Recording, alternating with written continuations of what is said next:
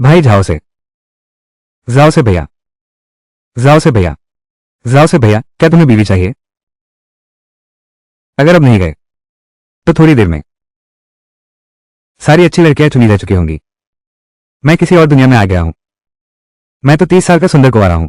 प्राचीन देवों राजवंश। 19 साल की उम्र में ही घर बर्बाद कर देने वाले एक ग्रामीण विद्यार्थी के शरीर में सिर्फ 3 ही बचे हैं। तुम जवान लोग जल्दी करो, ध्यान से देखो, इसे वापस ले जाओ। सरपंच, मुझे ये चाहिए, इसे अच्छे से देख लो, इसे वापस ले चलो। एक और है, एक और है। तुम्हें चाहिए? अरे यार, सच में? अरे बाप रे, क्या ये वही नहीं है जो लगातार 5 साल से परीक्षा दे रहा है? जॉन ना बन पाने वाला भविष्य का विद्वान। तुम खेती करने में ही मन लगाओ। तुम्हारी जमीन शायद तुमने सब बर्बाद कर दी है। असली मालिक खुद को पढ़ा लिखा समझता था। हमेशा गांव के रिश्तेदारों को नीची नजर से देखता था। लोगों से बहुत बुरे संबंध थे। प्राचीन समय में कबीले तो आम लोग हैं, सबसे महत्वपूर्ण सहारा। अच्छा, तो उसे मान देते हैं। भाई, तुम क्यों नहीं, क्या बकवास बोल रहे हो? क्या हुआ है? सीधे तौर पर नापसंद करती थी। आधिकारिक पत्नी। कैसे? आज सूरज पश्चिम से निकला है। आम दिनों में वेन्हाओ से 2 बात करता तो वो उछलकर गालियां देने लगता। आज इतना अच्छा स्वभाव कैसे हो गया? तुम्हारी समझ में आ गया। जल्दी घर बसाना चाहते हो, यह अच्छी बात है, लेकिन तुम बहुत देर से आए। बस यह एक लड़की बची है, और वो भी अशुभ व्यक्ति है। इस बार छोड़ो, अगली बार का इंतजार करो। सरकारी मीडिया की टोली हमारे गांव से गुजरी। मैं तुम्हें पहले चुनने दूंगा। मैं ही हूं, बस तमाशा देखने आया हूं। मैं ज्यादा नहीं खाता, अभी भी खेत में काम कर सकता हूं। सिर उठाकर मुझे दिखाओ। कितनी सुंदर है, कितनी सुंदर आंखें हैं। तुम्हारा नाम क्या है? सुकैर। मैं तुमसे विनती करता हूं, मैं शादी नहीं करूंगी। मेरी मौसी मुझे बेच देगी। तुम्हारी मौसी? तुम्हारे साथ इतना कठोर व्यवहार ये पूरा इलाका कौन नहीं जानता। पहले उसने अपनी मां को मार डाला, फिर अपने पिता और दादा को भी मार डाला। अगर मैं उसकी मौसी होती तो बहुत पहले बेच चुकी होती। बस उसके चेहरे को देखो, उसकी आंखों को देखो, यह अशुभ संकेत है। नीली आंखें सिर्फ आइरिस में रंग की कमी के कारण होती हैं। प्राचीन अंधविश्वास ने बड़ा नुकसान किया। मैंने किताब में पढ़ा है, यह कोई अशुभ संकेत नहीं है, बल्कि बहुत बड़ा शुभ संकेत है। क्या तुम किताबें पढ़ पढ़कर पागल हो गए हो? यह शुभ शकुन है, तो तुम्हें उसके द्वारा मारे जाने का डर नहीं है। तुम उससे शादी कर लो। इतने शोर क्यों मचा रहे हो? यहां शादी करो। दहेज की जरूरत नहीं है ना? यह सरकारी जोड़ी वाली दुल्हन है, दहेज की जरूरत नहीं। मायके वालों ने दहेज भी नहीं दिया। तुम नहीं कर पाओगे। ये बीवी मुझे चाहिए।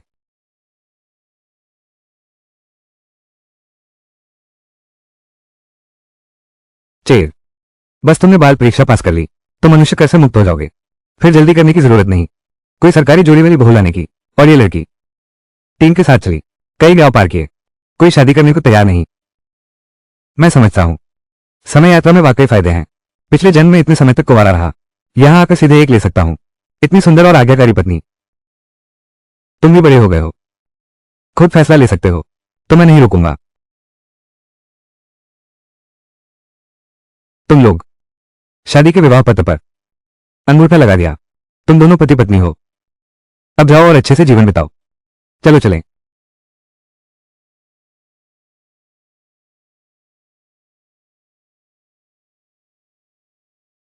अरे जाओ से, जाओ से। तुम्हारी पत्नी? अरे लंगड़े, तुम बहुत बकबक करते हो। मार खाने को तैयार हो जाओ। माफ कीजिए। मैं मैं मैं साथ चल सकता हूं। चल जाओ। सोचा न था तुम इतनी हल्की हो। क्या ये कहना है कि मैं स्वस्थ नहीं हूं? हालांकि मैं दुबली हूं, लेकिन मैं बच्चे पैदा कर सकती हूं। प्राचीन काल की लड़कियां, क्या प्राचीन काल की लड़कियां सभी इतनी उग्र हुआ करती थी? बच्चे पैदा करने की कोई जल्दी नहीं है। तुम्हारा शुक्रिया, मुझसे शादी करने को तैयार हो। किसका शुक्रिया? शुक्रिया। पति कितना मधुर है, मुझे बहुत पसंद है। एक बार और बुलाओ। पति थोड़ा और जोर से। माँ, लगता है मैंने एक अच्छे घर में शादी कर ली।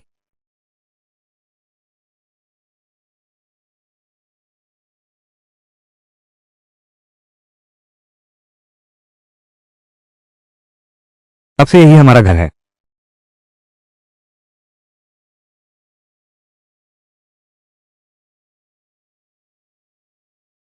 मैं मैं तुम्हारे लिए खाना बनाती हूँ।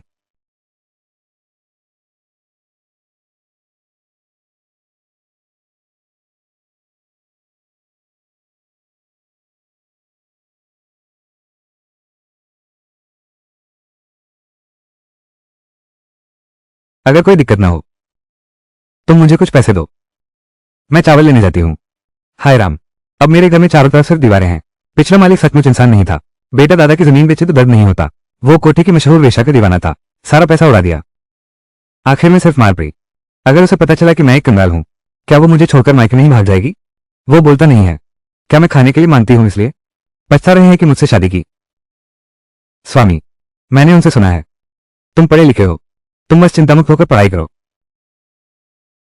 मुझे अब खाना नहीं चाहिए। मैं भूख की आदी हो चुकी हूँ। मैं लकड़ी काट सकती हूँ, जंगली सब्जियां भी खोद सकती हूँ, मैं कोयला भी जला सकती हूँ, मैं पैसे कमा सकती हूँ। तुम मुझे मत छोड़ना। मेरी गरीबी से घृणा मत करो। हर जगह मेरे बारे में सोचते हो, खास तौर पर इतना डरपोक भी हो। आगे से बिना वजह घुटने नहीं टेकना। तुम्हारे पैर पहले से ही कमजोर हैं। घर की हालत वाकई तंग है। तो तुम मेरा इंतजार करो, मैं कुछ और उपाय सोचता हूँ।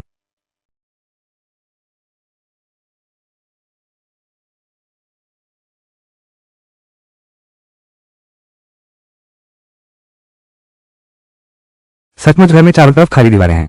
सब पिछले मालिक ने बर्बाद कर दिया। लगता है किताबें बेचनी ही पड़ेंगी। आजकल के जमाने में किताबों की कुछ कीमत तो होगी ही। मैं किताबें गिरवी रखकर आता हूँ, जल्दी से काम चल जाएगा।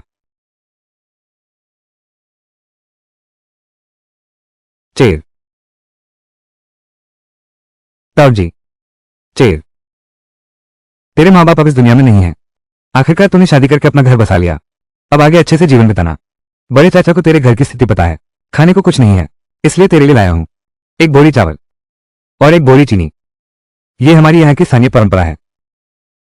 इसका मतलब है नवविवाहित वह जोड़ा मीठा और खुशहाल जीवन बिताए। ताऊ जी, मैंने आपका जो पैसा उधार लिया था वो अभी तक नहीं लौटाया। अब आपका ये उपहार कैसे लूं? सिर्फ मैं ही नहीं, औरों ने भी आपको उपहार दिए हैं। आप खुद ही देख लीजिए, गांव वाले सब आ गए हैं।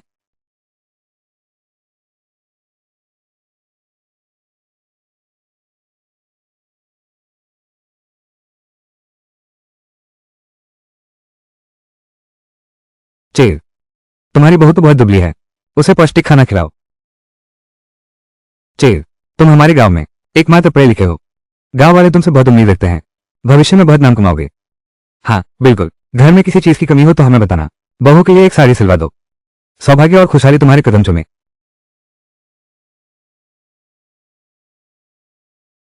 पहला मालिक हमेशा खुद को पढ़ा लिखा करता था। वो इन पड़ोसियों और गांव वालों को कभी अहमियत नहीं देता था।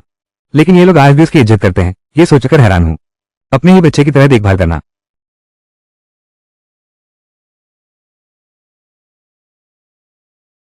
चेर, तुम ये क्या कर रहे हो?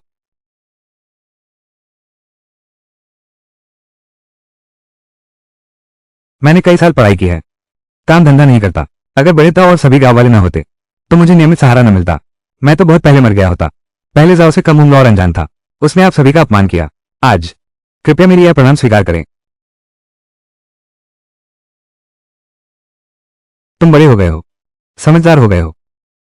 अगर तुम्हारे माता पिता ये देख पाते कितना अच्छा होता। चेर, तुम ही हो जिसने उस लड़की से शादी की। ये लड़की थोड़ी। चेर एक अच्छी लड़की है। अच्छा, वे खुद इतनी मुश्किल से गुजर रहे हैं, मूल मालिक की देखभाल करना भी नहीं भूलती। ये कृतज्ञ। चूंकि मैं यहां आ गया हूं तो मेरे लिए अच्छे लोग सभी अच्छा जीवन जिएंगे।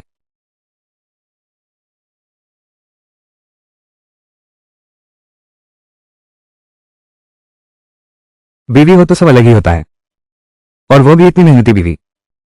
स्वामी, भोजन तैयार है। स्वामी, भोजन तैयार है, साथ चलो।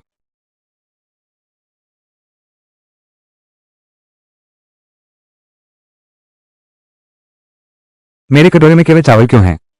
तुम्हारे कटोरे में केवल शोरबा है। सफेद चावल बहुमूल्य हैं, वे स्वामी के लिए रखने हैं। मेरे लिए चावल का पानी ही काफी है। सच में,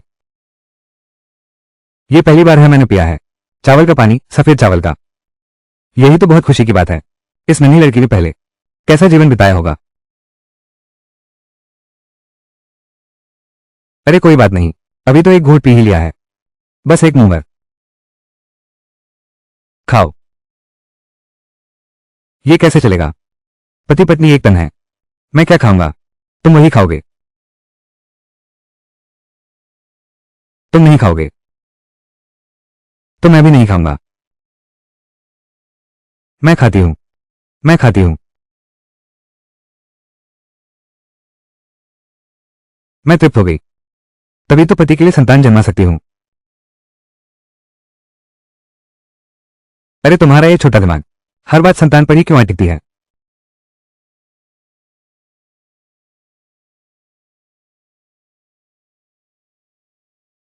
तुम तो बस ब्याह कर लो, तो फिर हमारा कर्ज चुकाओगे। क्या अब वापस करने का समय नहीं आया? यह उम्मीद नहीं थी कि तू इतनी सुंदर पत्नी लाया है। जाओ से, तुमने हमारे 5 तांबे उधार लिए थे। अगर नहीं तो अपनी यह सुंदर पत्नी दे दो, कर्ज चुकाने के लिए दे दो। जाओ। ये तो सोचा नहीं था तुम अभी लोगों की खरीद फरोख्त करते हो। इसकी चिंता मत करो। औरत चाहिए क्या? हाँ, इसलिए उसने मुझसे शादी की ताकि मुझे बेच सके। मुझे खाना देता था, वो भी इसलिए क्योंकि मैं दुबली थी, ताकि अच्छे दाम ना मिल सके। वापस जाओ अपनी मां के पास, मारो उसे।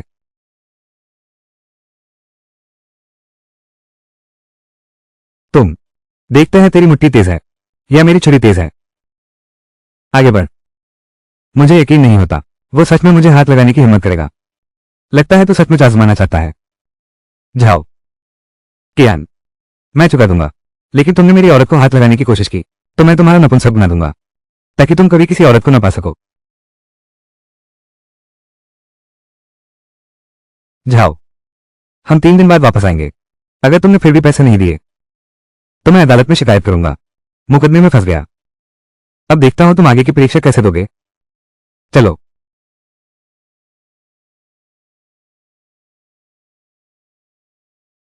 मुझे लगा था तुम सच में मुझे बेचने जा रहे हो। डरो मत,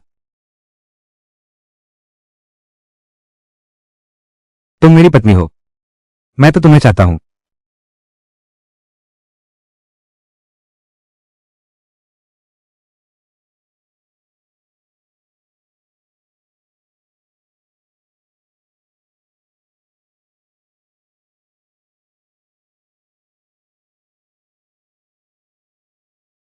कैसर के पास कोई चारा नहीं है। 3 दिन में 5 चांदी के सिक्के जुटा सकते हैं। स्वामी, अब हम क्या करें? लगता है जल्दी पैसे कमाने का रास्ता ढूंढना होगा। कोई बात नहीं, मेरे पास एक तरकीब है। मुझे तुम्हारी याद आई, तुमने कहा था तुम कोयला जलाना जानते हो। कोयला जलाना। स्वामी, ये लो वो लकड़ी का कोयला जो तुमने मांगा था। असल में सक्रिय चारकोल सबसे अच्छा होता है, लेकिन अभी उसकी सुविधा नहीं है। लकड़ी का कोयला भी काम कर सकता है। सक्रिय चारकोल क्या होता है मैं तुम्हें बाद में सिखाऊंगी। वाटर वेपर एक्टिवेशन विधि से सक्रिय कार्बन बनाते हैं। वो तुम्हारे पति का गुप्त नुस्खा है। अच्छा, क्या तुमने कभी सफेद चीनी देखी है? क्या सफेद चीनी होती है? सभी मिठाई लाल या काली नहीं होती। तो पति तुम्हें दिखाता है सफेद मिठाई क्या होती है।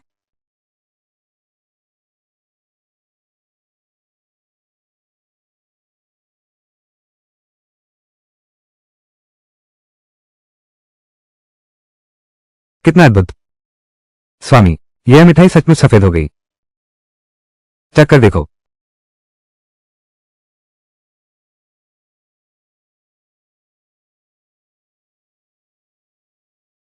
वाह, कितना मीठा है।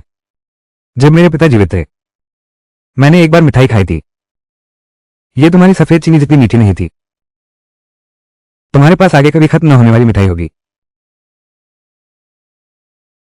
मैं अपने पति पर विश्वास करती हूँ। आज हम साथ पहाड़ पर लकड़ी काटने जाएंगे। आधी मैं लकड़ी का कोयला बनाने के लिए इस्तेमाल करूंगी। मैंने दूसरा आधा पैसे से बदल दिया है। अगर तुम शहर में मिठाई बेचने जा रहे हो, ये पैसा तुम्हारे काम आएगा। ये पैसे तुम रख लो। आज तुमने बहुत मेहनत की। मैं जाकर तुरंत लौटती हूँ।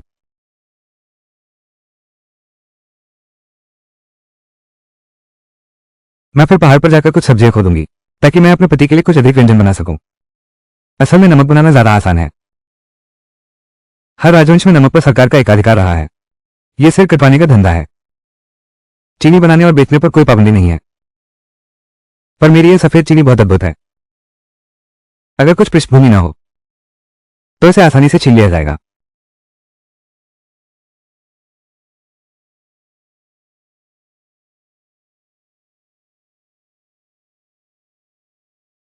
यह चीनी कैसे बिकती है?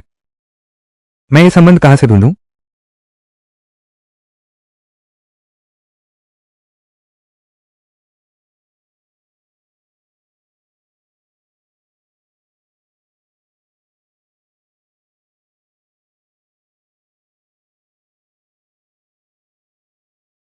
क्या देख रहे हो? क्या तुम इसे समझ सकते हो? हाउस हुई भी एक शौकीन बादशाही खिलाड़ी है। इन नए गए खेल के रिकॉर्ड को भी उसने कई बार देखा है। क्या छोटे मित्र को भी बादशाही का ज्ञान है? दादाजी, उसकी डींगों पर मत जाओ। एक किसान का बेटा शतरंज की बारीकियां कैसे समझेगा? किसान के बेटे में क्या कमी है? दोपहर की धूप में फसल लड़ाई, पसीने की बूंदें मिट्टी में गिरती हैं। कौन जानता है थाली का अन्ना हर दाना मेहनत से आया है। हम किसानों के बिना कुछ नहीं। तुम तो बहुत पहले भूख से मर चुके होते। कौन जानता है थाली में परोसे गए अन्न का हर एक दाना कितनी मेहनत से आया है। यह कविता बहुत अच्छी है। छोटे मित्र, इस खेल को देखो। क्या कोई उपाय है? यह क्या मुश्किल है? यहां चलो। वाह, यह तो सिर्फ दीन हाँकना था। यह है। यह तो साफ साफ एक मुद्दा चाल है। लगता है तुम शतरंज में सिर्फ 3 चाल आगे ही सोच पाते हो। 23वीं चाल के बाद पलट जाएगा। सफेद जीत जाएगा। कितनी बड़ी बड़ी बातें करते हो। यहां तक कि महान योंग साम्राज्य का शतरंज चैंपियन भी यह दावा नहीं कर सकता कि 20 चालों से आगे तक गणना कर सकता है। यह 9 रत्नों वाला अधूरा खेल ऐतिहासिक रूप से प्रसिद्ध है। एआई ने पहले ही सर्वोत्तम चाल निकाल ली है। गलती कैसे हो सकती है? खैर, मैंने खेल सिखा दिया। अब विश्वास करो या न करो, तुम्हारी मर्जी। तुम्हारा नाम क्या है? मिले हैं तो क्या पहचान जरूरी है? अजीब आदमी, हमेशा कविता बोल देते हो। कहीं तपस्वी तो नहीं? दादा और पोते के कपड़े देखो, जरूर बड़े घराने के हैं। और ये विद्वान लोग झूठी श्रेष्ठता दिखाते हैं। मेरी हैसियत तुच्छ है। अगर मैं अचानक उनसे मिलने जाऊं तो शायद वे मुझे नीचा समझेंगे। बेहतर है कि मैं एक बार दिखावा कर लूं। इससे वे मुझे अलग नजर से देखेंगे। अगली मुलाकात में शायद कुछ अच्छी अनपेक्षित बात हो जाए।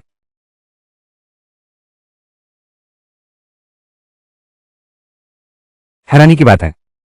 सच में। यह क्या है? यह चाल मौत से जीवन पाना। 23वीं चाल के बाद सच में इस पहेली को सुलझा दिया। सफेद जीत गया। यह कैसे संभव है? वो छोटा साधु कहाँ है? वो भी कहता है कि मिलने पर पहचान की क्या जरूरत, और फिर चला गया। वो सच में शतरंज जानता है। यह व्यक्ति वास्तव में अथाह है। अब कभी दुनिया को कम आंकने की हिम्मत करोगे? अब कभी नहीं करूंगा। आप कहिए, क्या हम उनसे फिर मिल पाएंगे? यह व्यक्ति बिल्कुल साधारण नहीं है। तुम अपने अंकल काऊ से पूछो, क्या वे इसे पहचानते हैं? पूरे शहर में पूछताछ की। ये काऊ चाणक्य एक बार संस्कृति मंत्री थे। पूरे प्रांत में उनके शिष्य और पुराने सहयोगी हैं।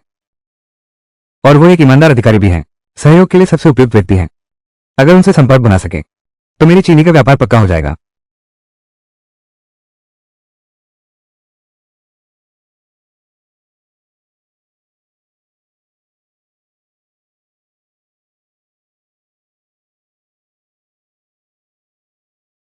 मेरे मालिक किसी से नहीं मिलते। मेरे पास काउंसलर काऊ के लिए एक खास तोहफा है। मेरे मालिक तोहफे भी नहीं लेते, चाहे आप कितना भी अनमोल उपहार क्यों न लाएं। सेलिब्रिटी की कलाकृतियां और कैलीग्राफी। मेरे मालिक को तो यह भी नहीं चाहिए। यह भी नहीं। लगता है मैंने मामले को बहुत सरल समझ लिया था। अब तो बस इंतजार करना होगा।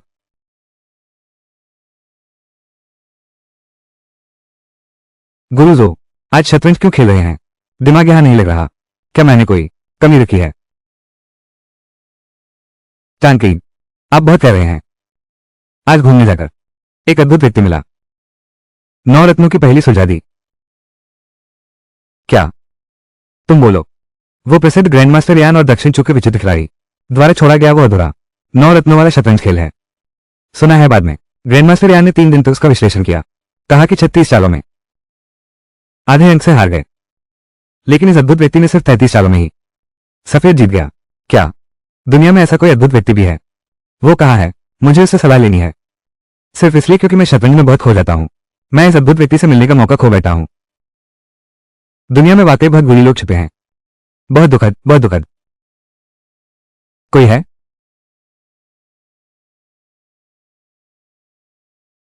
हाँ। चिंता कैसे दूर हो? केवल मीठी चीज से। चुप होना। जानकी, तुम अभी वैसे ही हो, मिठाई के दीवाने। हाँ, बिल्कुल सही। हाँ हाँ। क्या ये गोल्डन कैंडी नहीं है? ये कैंडी तो एक टुकड़ा सोने के बराबर। इस कैंडी का रंग इतना हल्का है, इसकी कीमत अमूल्य है। क्या ये सम्राट का उपहार है? बिल्कुल सही। यह मेरा बेटा है। नदी मार्ग साफ करने का श्रेय सम्राट ने दिया है। बहुत है, मेरे पास भेज दिया। अरे आज अगर तुम नहीं आते तो मैं यह निकालकर नहीं लाता। आओ चुको।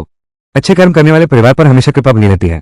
तुम्हारा काव परिवार वाकई अब आगे बढ़ने वाला मिल गया है।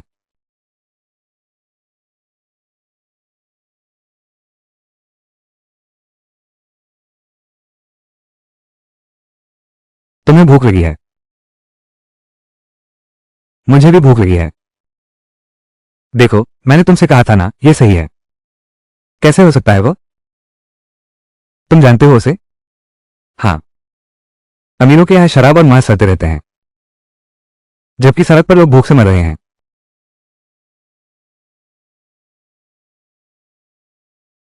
मेरे पास तो बस यही है। ले जाओ, खा लो।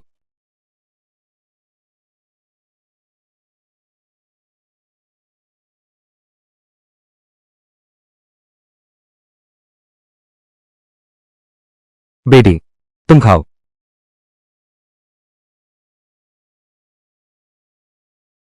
बेटी, खाओ ना।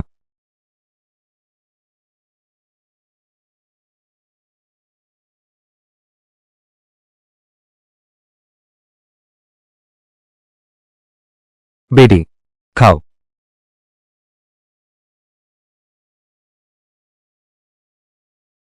आपका बहुत बहुत धन्यवाद महानुभाव। कोई बात नहीं, कोई बात नहीं। तूने भी मिठाई खा ली, तभी तो तेरी मां की देखभाल करने की ताकत मिलेगी। खा ले।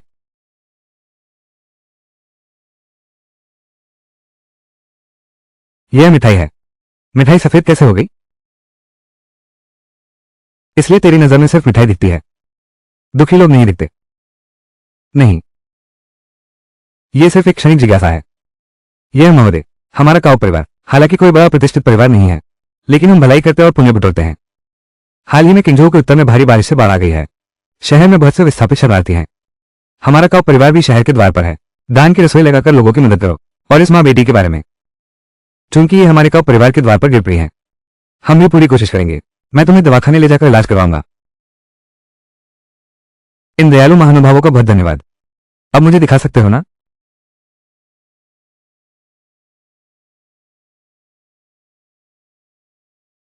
मैं जाओ से हूं, घर में तीसरे नंबर का हूं। मेरे पास एक बर्फीली मिठाई की पुटली है। मैं इसे मिस्टर काव को भेंट करना चाहता था। बस दुर्भाग्य से मेरी हैसियत कम है, मैं काव हवेली में प्रवेश नहीं कर सकता। अब जब आपसे मिल ही गया हूं, कृपया इसे अंदर पहुंचा दीजिए।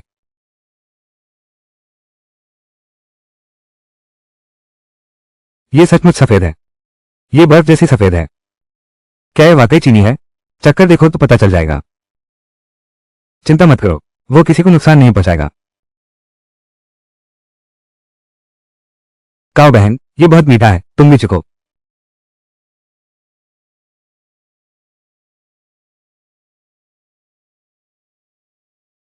ये सचमुच पाउडर चीनी है, बर्फ जैसी सफेद, ओस जैसी बारीक, मुंह में घुल जाता है।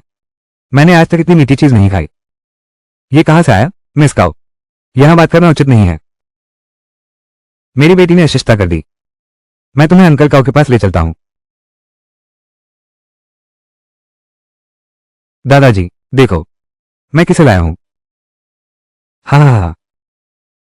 अरे यार छोटे दोस्त, हमारी अभी भी मुलाकात हो गई। जानकी, यह वही है जिसके बारे में मैंने अभी तुमसे बात की थी। ये बात, वो शतरंज प्रेमी जिसने 9 रत्नों वाला पुराना खेल सुलझाया। महोदय, आप बहुत अधिक विनम्र हैं। इस नौजवान को भी बस अपनी कला दिखाने की इच्छा हुई। महोदय के शतरंज के आनंद में विघ्न डाला। स्पष्ट रूप से तुम हो जिसने इस बूढ़े आदमी को शतरंज खेलने का मन कराया है। इस बूढ़े का नाम झो है। आप मुझे झो लाउफूजी कह सकते हैं। मैं जाओ से हूं। झो लाउफूजी, आपसे मिलकर प्रसन्नता हुई। काओगुंग, आपसे मिलकर प्रसन्नता हुई। वो इस बार आया है और एक बहुत महत्वपूर्ण उपहार भी लाया है। क्या उपहार है? इतना अनुभवी शुयिंग भी हैरान रह गया। अभी भी इतना उत्साहित हो?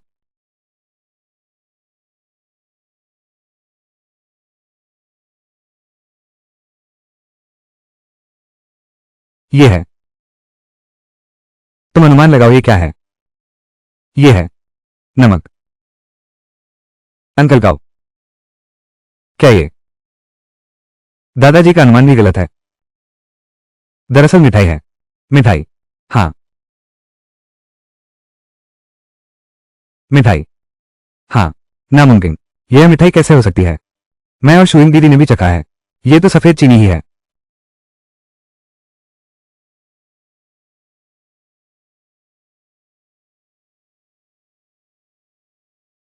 हाँ,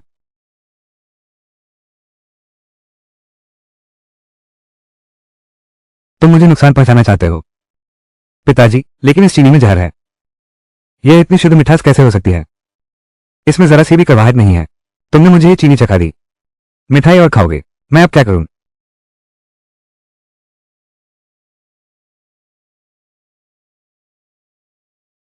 छोटे मित्र, क्या तुम जानते हो इस मिठाई का रंग जितना हल्का, उसकी कीमत उतनी ज्यादा। इतना हल्का रंग तो 10 तोले चांदी के बराबर है। ये तुम्हारी पतली सफेद मिठाई, इसकी कीमत 10,000 सोने के सिक्कों के बराबर है और यह बाजार में दुर्लभ है। तुम्हें ये कहां से मिला? हाँ, तुम कहां से आए हो? यह मैं ही हूं, एक प्राचीन किताब के गुप्त नुस्खे से। मैंने इसे तैयार किया है। क्या? तुमने खुद इसे विकसित किया है? तो भविष्य में तुम्हारे पास अथाह धन दौलत होगी। बजाय अथाह धन दौलत के ये कहना बेहतर होगा कि ये तो जानलेवा मुसीबत है। इसे जानलेवा मुसीबत क्यों कहा? मेरे पास ये गुप्त नुस्खा है, बिल्कुल वैसे ही जैसे एक छोटा बच्चा सोने की ईंट लेकर गली में चले। अपनी मौत को दावत दे रहे हो। अभी तुमने कहा था कि अमीरों के घरों में शराब और मांस सड़ता है, जबकि सड़कों पर लोग ठंड से मरते हैं। तुम शायद एक विद्वान हो। क्या कोई उपाधि प्राप्त की है? बचपन से ही कविता और गीतों में डूबा रहता था। पढ़ाई में ज्यादा मन नहीं लगता था। अब तक तो बाल परीक्षा भी पास नहीं की है। बाल परीक्षा, ये तो बस रट्टा मारना है तुम्हारी बुद्धि से। अगले महीने की जिला परीक्षा जरूर पास होगी। गुरुजी के आशीर्वाद के लिए धन्यवाद। आज आया हूं, मैं यह अर्पित करने आया हूं चीनी बनाने का गुप्त नुस्खा। कृपया काऊ गोंग की कृपा बनी रहे। लाओफू की गवाह बने। सचमुच ईश्वर मेरी मदद कर रहा है। मैं सोच रहा था कि इस गुप्त नुस्खे को 2 से अधिक साझेदारों को दूंगा ताकि कोई एक हड़प न सके। ये श्रीमान जो बहुत प्रतिष्ठित लगते हैं। काऊ परिवार में उनका बहुत सम्मान है। वे काऊ परिवार को संतुलित कर सकते हैं ताकि मेरे हित सुरक्षित रहें। क्या ये सच में? अरे नहीं नहीं, क्या ये तुमने बनाया है? वैसे अभी तुमने जो चिंताएं बताई उनमें भी दम है। अरे ऐसा क्यों न करें? जाओ बाबा और मैं हर कोई 500 तय करें और तुम अपना गुप्त नुस्खा दो। हम मिलकर एक व्यापार संघ बनाएं। अच्छा, अगर ऐसा है तो हम दोनों हर कोई 30% के हिस्सेदार होंगे। तुम अकेले 40% ले लो। तुम्हें कैसा लगता है? बात तय हुई। गुरुजी, आपका बहुत धन्यवाद। मिस्टर काऊ के प्रति मेरी कृतज्ञता है। मैं निश्चित रूप से पैसा कमाने की पूरी कोशिश करूंगा और व्यापारिक संघ को बड़ा और मजबूत बनाऊंगा। अरे पैसा कमाना तो अलग बात है, बस आगे चलकर हमारे काऊ परिवार की चीनी कभी कम नहीं पड़ेगी। अच्छा, ये तय हुआ। जिंगशु बेटी, जल्दी से अनुबंध लिखो।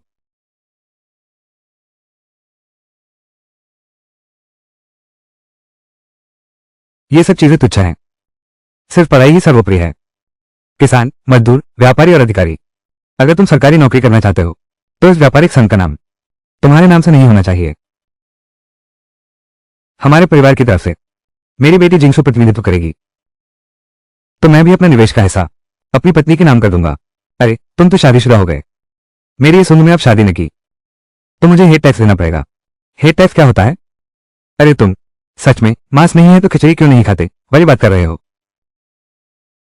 चूंकि दोनों परिवारों ने महिलाओं को आगे कर दिया है, तो मेरे शेयरों का क्या? अब तुम ही संभालो इसे। ठीक है, जिंगशु के साथ खातों को समझना सीखो, ताकि शादी के बाद कुछ भी ना आए। घर कैसे संभालोगी? दादाजी, मैं अभी शादी नहीं करना चाहती। मैं हमेशा दादाजी के साथ रहूंगी। हाँ हाँ हाँ। अरे ये लड़की। राजकुमार जाओ, सुनते हैं आप शतरंज के उस्ताद हैं।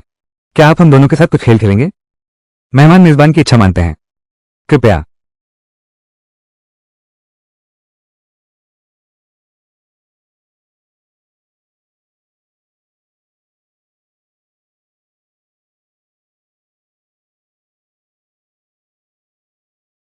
प्रियपति।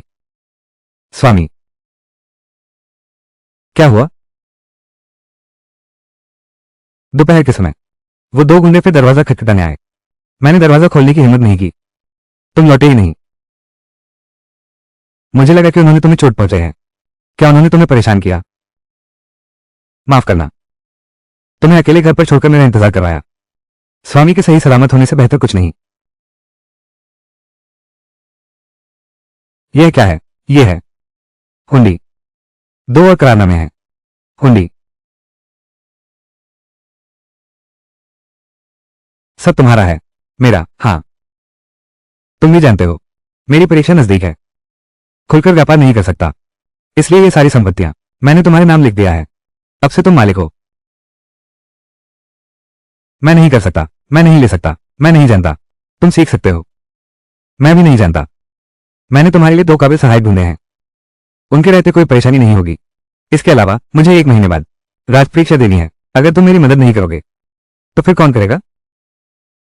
तो मैं अपने पति की मदद करूंगी। मैं पूरी लगन से पढ़ाई करूंगी। ये 1000 तोले चांदी। मुझे नहीं पता कि मैं कहां छुपूं। स्वामी, क्या हमारे घर में कोई तहखाना है? लालची छोटी, जल्दी भागो। ये लोग पर्वत के डाकू आ गए हैं। बर्बाद हो गए। डाकू आ गए हैं। वे नहीं करेंगे। शायद पति के पैसों के लिए आई हैं। ऐसा नहीं होना चाहिए। इस बारे में अभी किसी को पता नहीं है। छिप जाओ। नहीं, मैं अपने पति के साथ रहूंगी। 99,09,000। साथ मरेंगे भी तो साथ ही। हमारा जीवन मरण साथ है।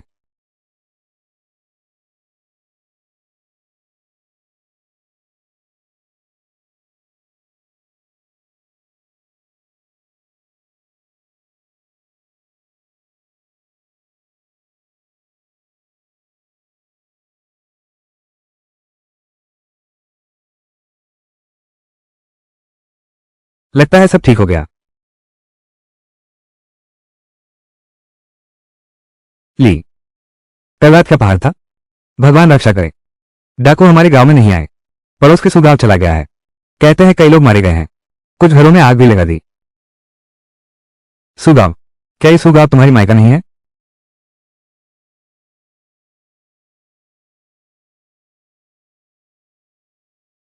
क्या मैं तुम्हारे साथ वापस चलता हूं? मैं नहीं जा सकती। मामा के घर वाले और रिश्तेदार भी मुझसे नफरत करेंगे। कहेंगे कि मैं अशुभ राक्षस हूं। मैं तुम्हारे लिए पता करता हूं। शुक्रिया स्वामी। बड़ी मुसीबत आ गई। दरबार के लोग आ गए हैं। मैं दूसरों को सूचित करता हूं। अरे बाप रे बाप रे। ये दरबार डाकुओं को खत्म करने आया है। तुम बुरा क्यों कह रहे हो? क्या खत्म करना? सरकार ने कभी डाकुओं को खत्म किया है? वे कर वसूलने आए हैं। इस साल इतनी जल्दी क्यों आ गए?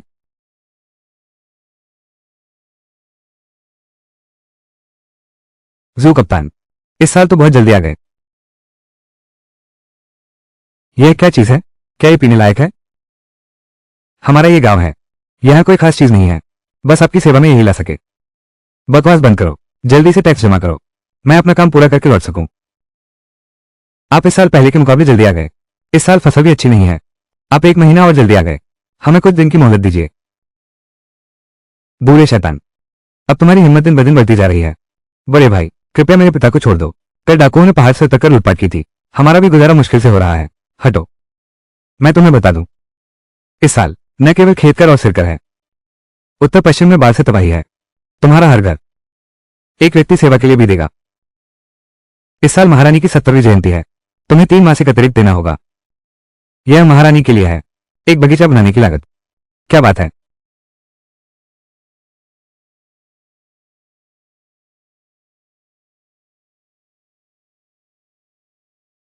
ये तो बाघ से भी खतरनाक कुशासन है।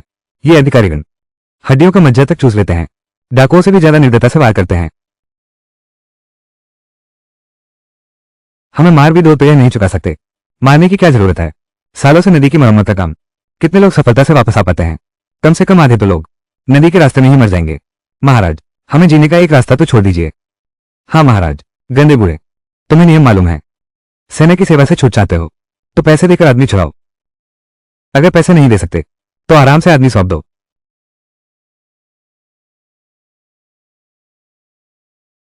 स्वामी, हमारे पास कुछ पैसे हैं, क्या लोगों की मदद करें? करेंगे, लेकिन सीधे नहीं दे सकता। ये अफसर बड़े भ्रष्ट हैं।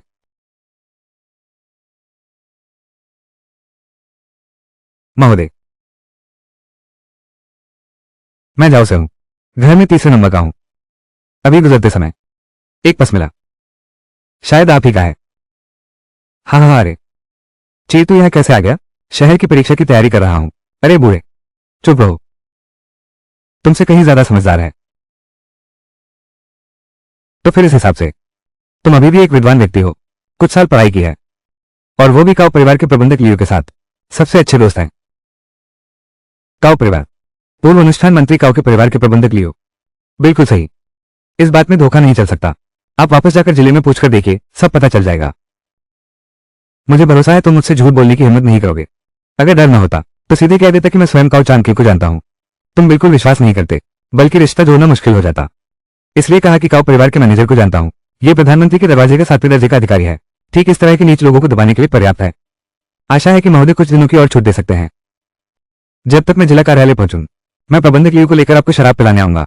अच्छा, जब विवाद जाओ ऐसा कहते हैं, तो मैं पहले अन्य गांवों में कर वसूली करता हूं, अंत में तुम्हारे गांव आता हूं। धन्यवाद महोदय। ये सब चार्ल्स की वजह से है। पिताजी, तुम उसका शुक्रिया क्यों कर रहे हो? आज वो चला गया, कल या परसों फिर आएगा। हमारे पास इतना पैसा कहां है कर देने के लिए? सैन्य सेवा मेरे भाई की पत्नी है, मेरे छोटा भाई है, मैं ही जाऊंगा। जाना हो तो मैं जाऊंगा। मैं इतना बुरा हो गया हूं, जी भर गया, बस काफी है। मेरी सुनो, मैं अभी जवान हूं, शायद लौटाऊं।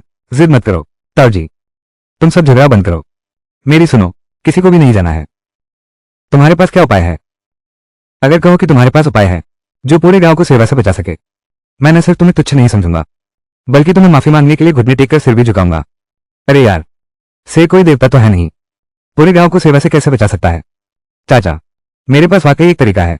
मैंने अभी कहा था, मैं काओ एस्टेट के मैनेजर को जानता हूं। हाँ, तुम इतने बड़े आदमी को कैसे जानते हो? मेरा काओ एस्टेट के साथ व्यापार है। झूठ मत बोलो, तुम्हारे घर में चूल्हा तक नहीं जलता। तुम्हारे पास व्यापार के लिए पूंजी भी है? क्या तुमने सुना है कि किताबों में सोने का घर छिपा है? मैंने किताबों से चीनी बनाने का तरीका ढूंढ निकाला है। और सिर्फ यही नहीं, आगे चलकर हमारी चीनी का परिवार को बेच सकते हैं, यहां तक कि राजधानी में भी। तुम्हें चीनी बनाना आता है? सिर्फ चीनी बनाना ही नहीं, चीनी मिल भी बनानी होगी। गांव का हर व्यक्ति यह काम कर सकता है। इससे हम कर चुका सकेंगे, पैसे देकर बेगार से छुटकारा मिलेगा। तुम जो कह रहे हो वो सच है, बिल्कुल सच है। ये चीनी बनाने की एक गुप्त विधि है, केवल हमारे गांव के लोग ही इसे कर सकते हैं। मुझे दूसरों पर भरोसा नहीं है। ये चीनी बनाने की विधि एक गुप्त नुस्खा है, केवल हमारे गांव के लोग ही इसे कर सकते हैं, किसी और पर मुझे भरोसा नहीं है। पूरा गांव यहां मौजूद है। 4 का गुप्त नुस्खा, वो हमारे गांव की जान है। अगर उस व्यक्ति ने थोड़ा भी रहस्य खोला तो जनजाति के नियम के अनुसार सजा मिलेगी। मैं उसके पूरे परिवार को 100 के पिंजरे में डुबो दूंगा, बस सी भाई हमें पैसा कमाने में मदद कर सके। हम सब सी भाई की बात मानेंगे। हाँ, बस पैसा कमा सके। सी भाई जो कहेंगे हम वही करेंगे। हाँ, सब सी भाई की सुनेंगे। गांव की सभी लड़कियां साई के साथ मिलकर लकड़ी का कोयला जलाओ। आदमी आधे पहाड़ पर गन्ना काटने जाओ, आधे मेरे साथ चूल्हा बनाने में लगो। चूल्हा, ये चूल्हा है। तुम्हारा चूल्हा इतना अजीब क्यों है? शराब बनाने के लिए इस्तेमाल होता है। क्या तुम्हारी यह विधि सच में शराब बना सकती है? यह किताब में लिखा प्राचीन नुस्खा है। यहां जो शराब तैयार होगी वो अद्वितीय मदिरा होगी। ये सच कह रहा हूं। अब समय आ गया है प्राचीन लोगों को दिखाने का आश्रित शराब की ताकत। स्वामी, क्या तुम इतनी मेहनत करके थक नहीं जाओगी? बस कैर को एक अच्छा जीवन मिल सके। मेरी थोड़ी मेहनत कोई बड़ी बात नहीं है। चीनी की यह चीज कम और उत्तम होनी चाहिए। तभी तो कम चीज की कीमत ज्यादा होती है, ताकि अमीर और ताकतवर लोगों से दोस्ती हो सके। ऊपर के रास्ते चलना है। और शराब बड़े पैमाने पर बेचकर मुनाफा कमाओ। यह एक लंबे समय तक चलने वाला धंधा है। ताऊ जी, आसपास के गांवों से अनाज इकट्ठा करो शराब बनाने के लिए, लेकिन चीनी बनाने की बात गुप्त रखनी होगी। मैं अभी अनाज लेने जाता हूं। चलो शुरू करो। अरे चलो शुरू करते हैं।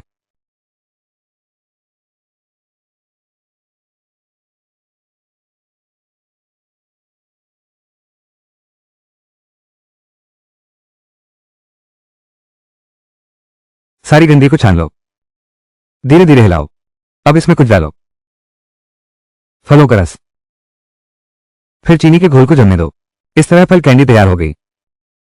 यह आखिरी महत्वपूर्ण कदम तुम्हें ही उठाना होगा, क्योंकि तुम मेरे सबसे भरोसेमंद व्यक्ति हो। प्रिय पति, मैं अपनी जान की बाजी लगा दूंगी इस चीनी बनाने की गुप्त विधि की रक्षा के लिए।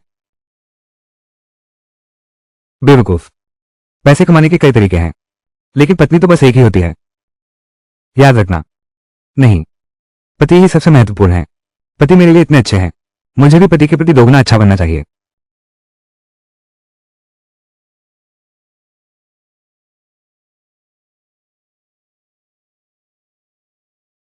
तुम क्या लिख रहे हो? हमारा व्यापारिक गठबंधन अपना एक नाम अवश्य होना चाहिए। मैं इसका नाम रखती हूं रंगीन मिठाई की दुकान। इस तरह भले ही भविष्य में कोई सफेद चीनी बना ले, सभी रंगीन मिठाई की दुकान को ही असली मानेंगे। रंगीन मिठाई की दुकान। रंगी के नाम में भी रंग शब्द है। यह कैर का कै है। मेरी प्रेरणा कैर के कैसे आई है, इसलिए इसका नाम कैर कैंडी रखा गया है। यह कैसे हो सकता है? यह कैंडी मेरे पति ने बनाई है। कैर ने बस थोड़ी सी मदद की है।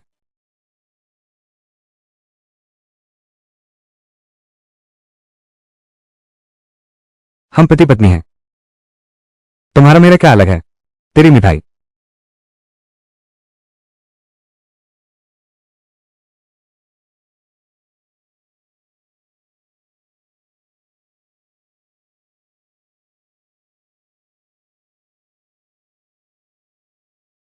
शराब निकल आई, शराब निकल आई। हाँ,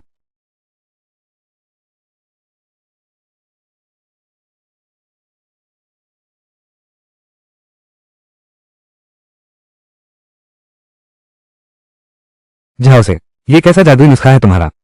इतनी सुगंधित शराब कैसे बनाई? मैं तो बस इसकी खुशबू सूंघकर ही मानो एक बड़ा कटोरा पी गया हूं।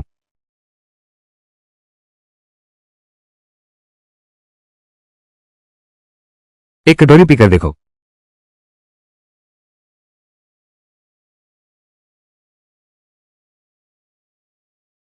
अरे वाह, कितना तीखा है, लेकिन कितना अच्छा लग रहा है। यह सच में अद्वितीय शराब है। क्या मैं एक घूंट पी सकता हूं? तुम बच्चे हो, शराब क्यों पी रहे हो? समझ जाओ, नहीं तो लिंक को बता दूंगी और वो तुम्हारी पिटाई कर देगा। तुम ये पियो।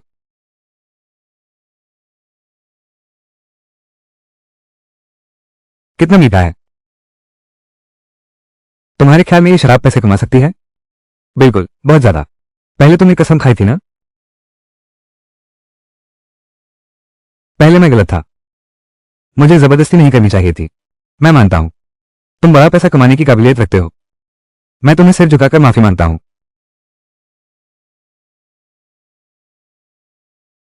हम सभी जाओ परिवार के लोग हैं। पहले मैंने भी कुछ गलत किया था। अब से हम भाई मिलकर काम करेंगे तो सब मुश्किलें आसान हो जाएंगी। ठीक है, अब से मैं हमेशा तुम्हारी सुनूंगा। मैं भी तीसरे भाई की सुनूंगा। सारी शराब बारी में ला दो। काओ हवेली भेज दो।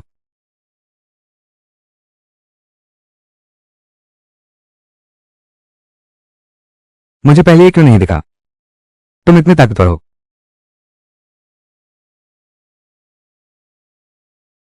क्या यह इतना भारी है?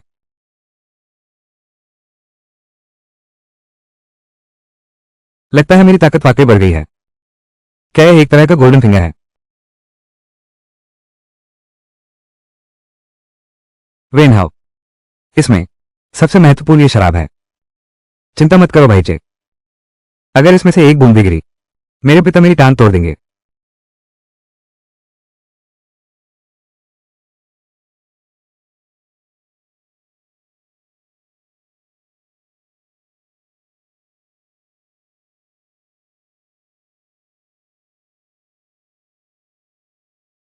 रास्ते में इतने शरणार्थी क्यों बढ़ रहे हैं?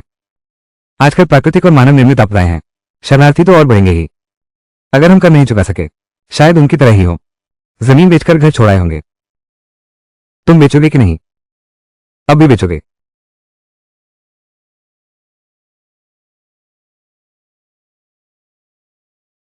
नहीं बेच सकता। बेचता हूं। ये गुलामी का करार पर हस्ताक्षर करो।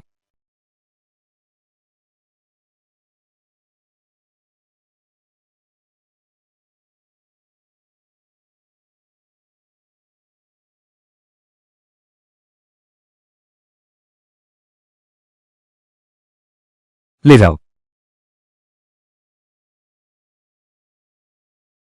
मेरे बच्चे, अरे रे रे, माँ बाप, ओ मेरे बच्चे, प्यारे बेटे, मैं जानता हूं तेरा दिल अच्छा है, तो उसके पूरे परिवार को बचा सकता है। पर क्या सबको बचा सकता है? आज कल को बचा लोगे तो परसों का क्या? इसके अलावा तुम पहले उनके परिवार को देखो, बाकी पीड़ित तुम पर टूट पड़ेंगे, तुम्हारी खाल उधेड़ देंगे। कहीं ऐसा ना हो कि तुम उन्हें बचा ना पाओ और खुद भी फंस जाओ। मेरे लिए मैं उन्हें नहीं बचा सकता। असल में हमारा झाओ परिवार भी पहले शरणार्थी था। मेरे पिता ने मुझे बताया था, उनके बचपन में एक भयंकर आपदा आई थी। चारों तरफ सूखा पड़ा था, एक दाना भी नहीं बचा था। उन्हें भागना पड़ा, रास्ते पर भटकते रहे। इससे भी बुरा हाल था, भूख से बेहाल इंसान अपने बच्चों को खा जाता है, लेकिन हमारे झाओ परिवार के लोग हमेशा एकजुट रहे हैं। हमने कभी इंसान नहीं खाया। इसलिए तुम्हारे पिता और मेरे पिता पानी के पुल वाले गांव तक पहुंचे, फिर से जंगल साफ कर खेती शुरू की। क्या सरकार ने कुछ नहीं किया? क्या तुम्हें अब भी याद नहीं है? वो बूढ़ी रानी दानव को देना पसंद करेगा, पिछड़ा बगीचा बनवाने के लिए, लेकिन उन गरीबों को एक कौर खाने को नहीं देगा। लेकिन मैंने हमेशा कहा है, जब तक इंसान जिंदा है, तब तक कितनी भी मुश्किलें हो, रास्ता निकाल लेगा। लेकिन अगर कोई रास्ता ही ना बचे, मैंने कभी नहीं सोचा, तो एक नया रास्ता बनाओ।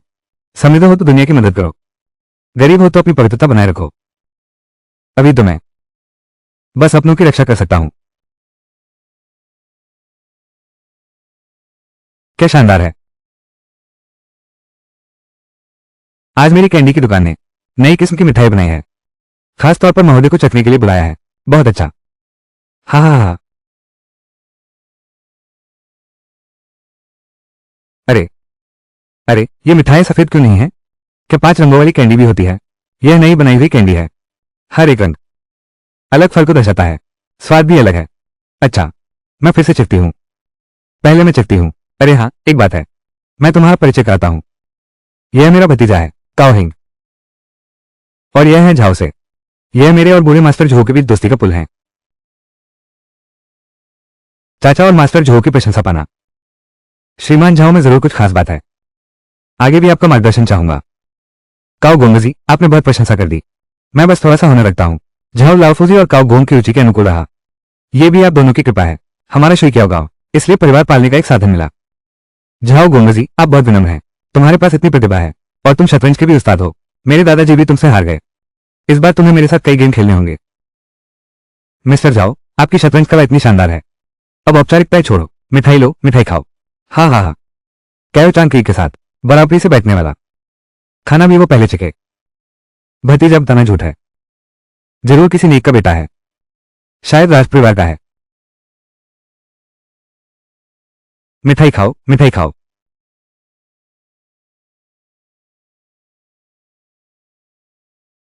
हाँ, वाह, सचमुच फलों के स्वाद वाले हैं।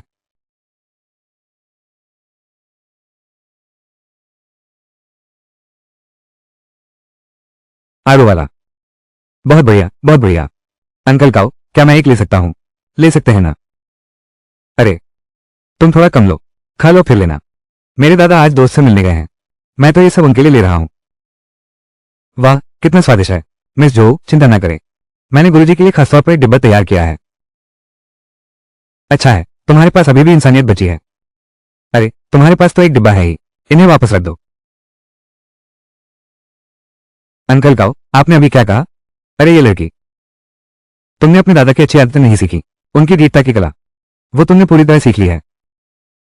ये मिठाई वाकई अच्छी है, रंग बिल्कुल साफ और चमकदार है, रंग तो देखने लायक है, और स्वाद भी अलग अलग है। मैं महल में हूं, मैंने बाजार में भी ऐसा कभी नहीं देखा। सचमुच आंखें खुल गई। चाचा, इस साल मेरी दादी की 70वीं जयंती है, मैं यह मिठाई उन्हें जयंती उपहार के रूप में देना चाहता हूं। तुम क्या सोचते हो? अरे नहीं, वही सही है, तुम्हारी दादी को मीठा पसंद है, तुम ये उपहार में ले जाओ, उसे जरूर पसंद आएगा। हाँ हाँ भाई जाओ, यह मिठाई अच्छी है, मैं अपनी दादी के लिए उपहार ढूंढ रहा था, बहुत मेहनत की, इस बार तो आखिरकार एक सही उपहार मिल ही गया। मुझे तुम्हारा बहुत धन्यवाद करना चाहिए। तुम कुछ भी चाहो मुझसे बोल सकती हो। क्या कुछ भी बोल सकती हूँ? मैंने कहा है तो सच कहा है। तुम बेधड़क कहो, फिर मैं कुछ मुश्किल न कहूं, तो यह मौके का फायदा उठाना ठीक नहीं होगा।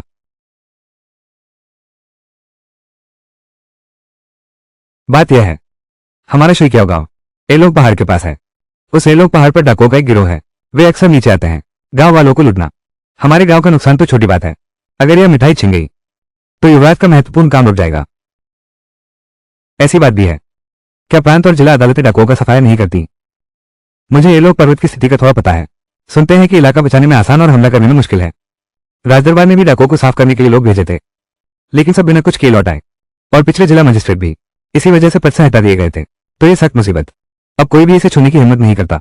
बेतुका है, राजा का अन्न खाने वाले को राजा के काम में वफादार रहना चाहिए। ये सारे राजकाज के मामले इन्हीं बेकार के आलसी अधिकारियों की वजह से बर्बाद हो रहे हैं। मैं अपने बेटे को तुरंत दरबार को पत्र लिखने के लिए कहूंगा कि वे फिर से सैनिक भेजें, लेकिन ये दूर का पानी कभी भी पास की आग नहीं बुझा सकता। हाँ, फिर भाई जाओ, आप क्या चाहते हैं? क्या काउंटी कार्यालय एक आधिकारिक दस्तावेज जारी कर सकता है ताकि हम कुछ बंदूकें खरीद सकें, घर और परिवार की रक्षा के लिए? इसमें क्या मुश्किल है? स्वीकृत है, किसी को बुलाओ। राजकुमार झाओ की इच्छानुसार जिला कार्यालय से दस्तावेज लेकर आओ। जी। राजकुमार काओ, आपका बहुत धन्यवाद। लगता है ये राजकुमार काओ वास्तव में शाही परिवार से है। आम लोगों को निजी तौर पर हथियार रखने देना, यह विद्रोह जैसा संदेहास्पद मामला उनकी जुबान पर बस एक हल्का सा वाक्य बनकर रह गया और हल हो गया। काओ घूंग और झोल लाफूजी के प्रति आभार व्यक्त करने के लिए मैं आज नई बनी शराब भी लाया हूं। शराब तो छोड़ो, मैं कौन सी शराब नहीं पी चुका हूं।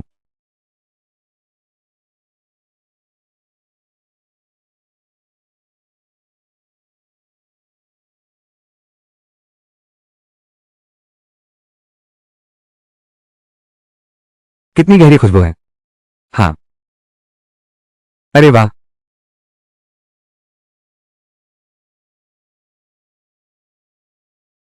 अरे वाह, ये शराब सिर्फ खुशबूदार ही नहीं बल्कि इतनी साफ भी है। प्राचीन काल की अधिकतर शराब मटमैली होती थी, उसका रंग हल्का हरा होता था, इसलिए बाई जोई ने लिखा हरी चींटियों जैसी नई शराब। क्या आप एक प्याला पिएगे? कविता में ऐसा ही है।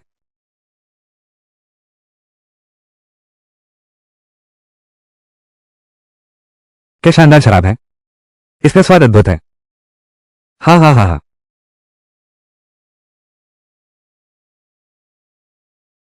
कितनी तेज शराब है। यह है वीरों का साहस। कहानी है एक वीर पुरुष की, उसने 18 प्याले पी लिए और शराब के नशे में पहाड़ के खूंखार बाघ को मार डाला। अरे क्या वीर साहस है, क्या महान वीर है। ये शराब कमाल की है, कहानी भी तो बढ़िया होनी चाहिए। जाओ से, तुमने फिर मुझे मुसीबत में डाल दिया। पहले मुझे ये शराब पीने दो, बाद में साधारण शराब पीने पर क्या वो फीकी पानी जैसी नहीं लगेगी? सिर्फ आम लोगों की अफवाहों वाली कहानी के कारण। ये हीरो की हिम्मत, शायद ये नाम अपने असली रूप से थोड़ा अलग है। बहन जो, इस नाम पर इतना जोर क्यों दे रही हैं?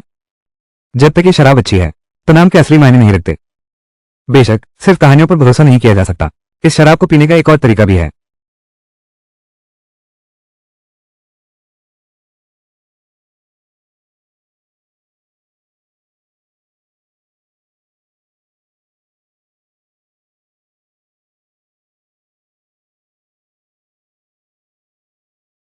ये शराब कैसे जल रही है? अगर इस कटोरे को एक सांस में पी लिया जाए, क्या यह नायक कहलाएगा? तुम मूर्खतापूर्ण काम मत करो। यह आग और पानी किसी को नहीं पहचानते। बिल्कुल सही। राजकुमार जाओ, दोबारा सोच लें। नायक होना केवल एक खोखली प्रसिद्धि है। क्या तुम इस शराब में आग लगा सकते हो? यह आम बात नहीं रही। एक सज्जन खतरनाक दीवार के नीचे नहीं खड़ा होता। अब तुम्हें और जोखिम नहीं उठाना चाहिए। कोई बात नहीं।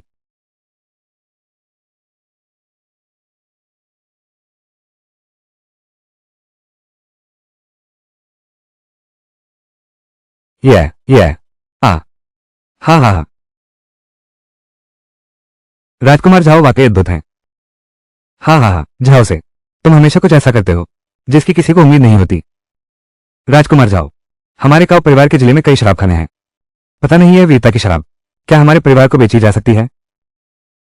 मिस काव, आप बहुत दयालु हैं। मेरा सौदा तो यह है, काव परिवार के पास हमेशा 30% शेयर रहे हैं। बेशक पहले आपके घराने को आपूर्ति दी जाएगी। अब मैं लाभ का उपयोग करना चाहता हूं ताकि काव परिवार और मेरा परिवार और मजबूती से बंध जाए। युवराज जाओ, यह एक गलतफहमी है। पहले जो पैसा हमने निवेश किया था वो चीनी मिल खोलने के लिए था, आपके अन्य व्यवसायों को शामिल नहीं करता। तुम इतनी शानदार शराब बना सकते हो, ये तुम्हारा हुनर है। हम काव परिवार कभी ताकत दिखाकर दूसरों को दबाते नहीं, न ही दूसरों की संपत्ति के लालची हैं। हाँ, काव महोदय का चरित्र मैं निश्चित रूप से जानता हूं। काव और जो महान विद्वान के। मेरे पास चीनी बनाने और शराब बनाने के लिए पूंजी कहाँ है? इंसान को अपने मूल को याद रखना चाहिए।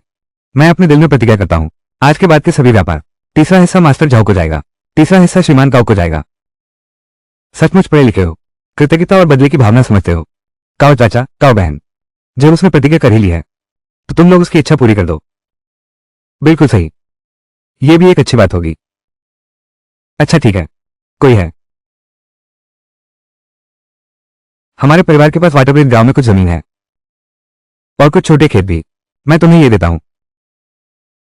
यह कैसे हो सकता है? अरे मैं देख सकता हूं तुम्हारी वीरता। आने वाले दिनों में निश्चित रूप से एक सोने की खान जैसा धंधा होगा। तुम मुझे मुफ्त में 30% दे रहे हो तो फिर मेरे इस बुरे चेहरे को कहां रखूं? यह जमीन का कागज जरूर तुम्हारा ही होगा। अच्छा, बड़ों का दिया नहीं डालते। मैं इसे विनम्रतापूर्वक स्वीकार करता हूं। अंकल काव ने भी तोहफा दिया है। मैं तुम्हारे हिस्से को मुफ्त में नहीं ले सकता, लेकिन मेरे पास इतने पैसे नहीं हैं। बेहतर होगा कि मैं आपकी एक शर्त पूरी कर दूं।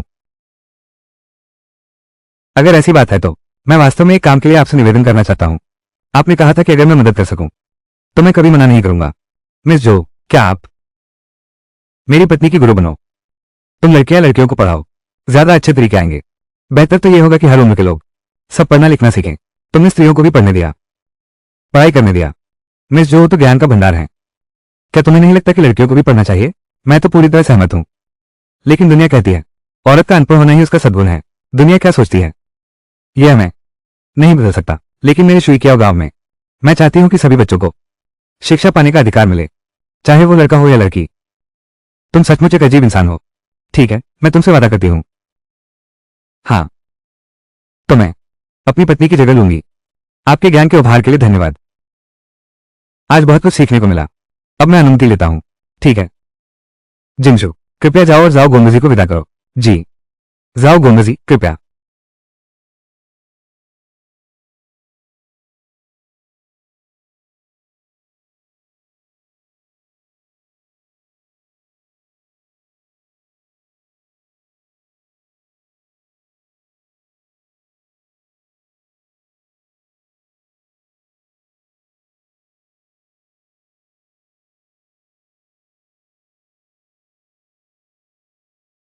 पति जी, आपकी लिखावट बहुत सुंदर है। काश मैं चारा पढ़ना नहीं जानती। ये तुम्हारा नाम है? सुचारा। तो यह मेरा नाम है। मैं तुम्हें लिखना सिखाती हूं। नहीं पति जी, आपको पढ़ाई करके परीक्षा देनी है और चीनी भी बनानी है। मैं पति जी का समय बर्बाद नहीं कर सकती।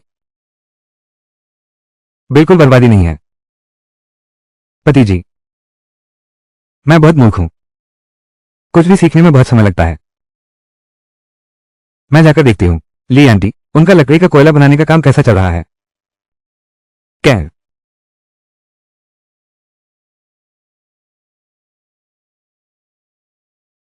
युवराज जाओ, यह आपको हथियार खरीदने की अनुमति देता है। यह अधिकारियों का आदेश पत्र है। पिछली बार जब आए थे तो इस मुंशी ने दरवाजा ही बंद कर दिया था। आज से तुम मुझे राजकुमार कहकर बुलाओगे। सच है, बिना ताकत और हैसियत के आदमी कुछ नहीं कर सकता। देश की सेना ने प्रदर्शनी से हथियार जब्त कर लिए हैं। मैनेजर लियो, क्या आप मेरी एक छोटी सी मदद कर सकते हैं? मेरे साथ दफ्तर चलो, किसी से मिलना है। मैनेजर लियो की जरूरत नहीं है। तुम कहां जा रहे हो? मैं तुम्हें ले चलता हूं। जिलाधिकारी भी मेरे पिता को गुरुजी कहकर बुलाते हैं।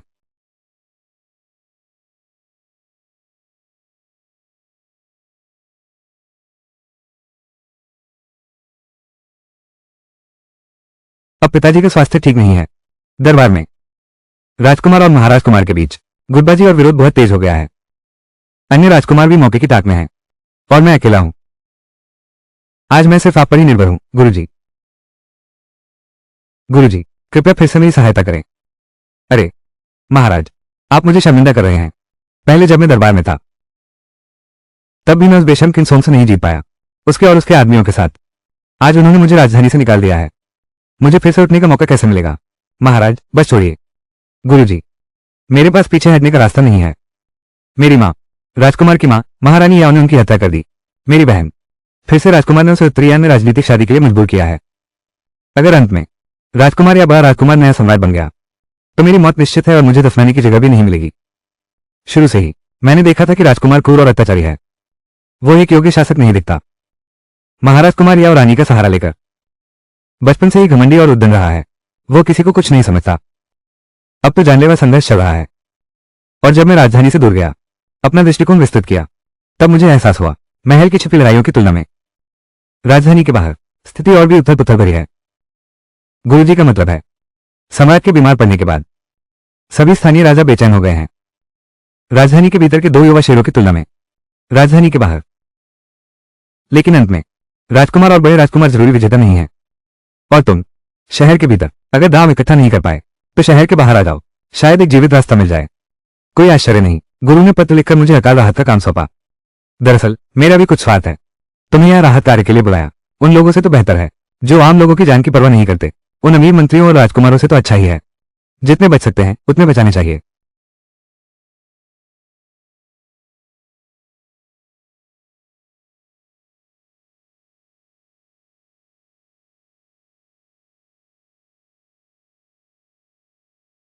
महानुभाव, आपसे मिलकर सम्मान हुआ।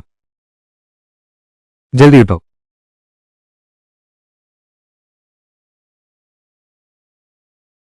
पिछली बार तो बस एक छोटी सी मदद थी, असली में आपकी जान बचाई है कुमारिकाओं ने। कुमारिकाओं, आपका बहुत धन्यवाद। आभार जताने के अलावा कुमारिकाओं और महानुभाव के प्राणदान के लिए लिनयांग वास्तव में बहुत दिठाई है। मैं चाहती हूं कि आप कृपा करके सितंबर को अपने पास रख लें। वो बहुत समझदार है। क्या तुम अपनी बेटी को बेच रहे हो?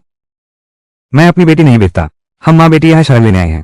गुआनचिंग काउंटी में हमारे पास एक पैसा भी नहीं है और न ही यहाँ कोई रिश्तेदार है। मैं तो किसी अमीर घर में काम करने जा रही थी, घर का नौकर होने के नाते, लेकिन बच्चे को साथ लेकर वे हमें दास्ता का समझौता करने पर मजबूर कर रहे हैं।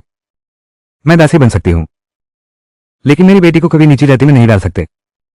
आगे चलकर उसकी शादी सम्मान से होनी चाहिए। मैं जानती हूं आप दयालु हैं महानुभाव। कृपया मेरी बेटी को अपने पास रख लीजिए। वो कोई भी काम कर सकती है, बस उसे गुलामी के कागजात पर हस्ताक्षर न करने दें। मैं सभी को नहीं बचा सकता, लेकिन मैं अपनी आंखों के सामने वाले को बचा सकता हूं। एक को बचा सकता हूं तो एक ही सही। अगर मिस्टर जाओ को कोई दिक्कत हो तो हमारा काव परिवार कर सकता है। मैं तुमसे वादा करता हूं। आपका बहुत बहुत धन्यवाद महानुभाव।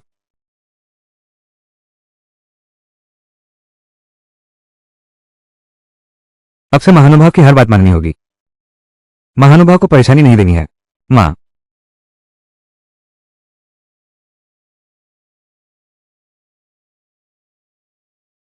तुम्हारा नाम सितंबर है, तो तुम्हारी मां का क्या नाम है? महाराज के प्रति मेरा उत्तर है, मेरी मां का नाम लिनयांग है। लिनयांग, क्या तुम खाना बना सकती हो? हाँ, मैं खाना बना सकती हूँ। मेरा बनाया खाना बहुत स्वादिष्ट होता है।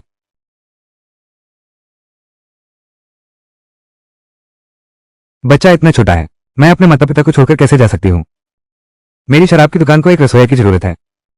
अगर तुम कम मजदूरी से नाराज नहीं हो तो वहां मदद कर सकती हो। किसी गुलामी के करार पर हस्ताक्षर करने की भी जरूरत नहीं। मुझे कोई आपत्ति नहीं है। आपका बहुत बहुत धन्यवाद महोदय। चेगी, तुम इस सूची के अनुसार शहर में कुछ सामान खरीदो।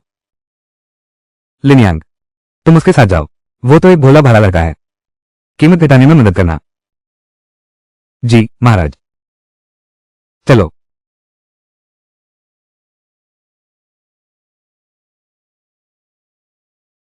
राजकुमार जाओ। अरे बाप रे, मैं सोच रहा था कि सुबह सुबह दरवाजे पर मैगपाई क्यों चहक रही है। पता चला कि एक महान अतिथि आने वाले हैं। मिस काउ, कृपया प्रतीक्षा करें। मैं अभी मजिस्ट्रेट को सूचित करता हूं। नहीं, मैं तो जस्ट मिस्टर झाओ के साथ आया हूं। मिस्टर झाओ, अरे वाह, अधिकारी शिव, वही लोग तो भूलते ही हैं। मैं शुक्रिया गांव के झाओ से हूं। कुछ दिन पहले मैंने आप और मैनेजर लियो से वादा किया था कि साथ शराब पियेंगे। क्या आप भूल गए? आप हैं राजकुमार जाओ। ये लड़का आखिर है कौन? कहता है काउ परिवार के प्रबंधक लियो को जानता है और परिणामस्वरूप मिस काउ को ले आया। ये तो जान लेने जैसा है। आपका क्या आदेश है? मुझसे कह दीजिए। मिस काउ को लाने की सच में जरूरत नहीं थी। इतनी कृपा। मुझसे मिलने आए। अगर जान मजिस्ट्रेट को यह पता चला तो मेरे सरपंच का पद भी खत्म। मैं सच में तुमसे दोस्ती करना चाहता हूं तो खुद चलकर आना ही था। मैं शू माओ किसी दोस्त के लिए अपनी जान नहीं दे सकता हूं। आपको खुद को 2 बार नहीं मारना है। तुम ये चाकू मुझे दे दो। राजकुमार झाओ का मतलब है।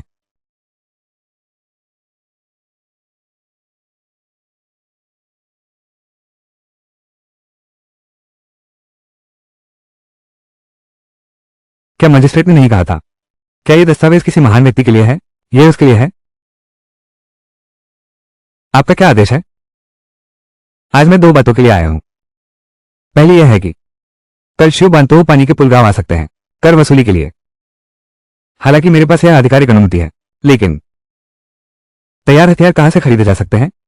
कृपया शिव बांतो मुझे मार्गदर्शन दें।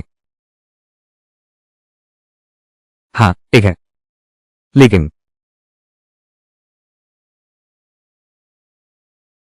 झाओ गुंगजी, आप लोग बात करें। मैं दफ्तर के बाहर इंतजार करूंगा। पिताजी आपका इंतजार कर रहे हैं। आपको शतरंज खेलने के लिए वापस बुला रहे हैं। ओह, धन्यवाद मिस काउ। मिस काउ, आगे बढ़िए। ये काउ परिवार की बड़ी सुश्री वाकई में एक अनोखी शख्सियत है। मेरी इस लोमड़ी का बाग के रॉब में डींग वही नाटकीय स्थिति में एकदम सटीक अभिनय कर दिया। युवराज जाओ, आप तो वाकई में गुणी पुरुष अपना गुण प्रकट नहीं करता वही कहावत चरितार्थ कर रहे हैं। ये सब काउ महोदय की कृपा है। तुम्हें हथियार चाहिए। क्या ये तैयार नहीं है? दूर आसमान के किनारे पर है। पास आंखों के सामने है। यह भी बेचा जा सकता है। आप यह मत सोचिए कि यह सरकारी है। दफ्तर हर साल कुछ हथियारों के खराब होने की रिपोर्ट करता है। इस तरह सरकारी पैसा अपना पैसा बन जाता है। हमें चपरासी लोग हर साल यही अतिरिक्त आमदनी। घर में चावल कुछ ज्यादा खरीद सकूं और थोड़ा अधिक मांस खा सकूं। ये जिसे भी बेचो बिक ही जाता है। चूंकि जाओ राजकुमार मुझ जियाओ माओ को इतना सम्मान देते हैं, मैं अपने साथियों को बता दूंगा। तलवारें और भाले जुटा लूंगा और जाओ राजकुमार को बेच दूंगा। आप चिंता न करें, ये सभी बढ़िया चाकू हैं, एकदम नए हैं। मैं जाओ गुंगजी नहीं हूं, मुझे जाओ कहो। अब से हम अलग अलग माता पिता के भाई हैं। ओह हे, ठीक है जॉन साहब, जरा ठहरिए, मैं अभी इसे करता हूं। हे, जरा ठहरिए, जरा ठहरिए।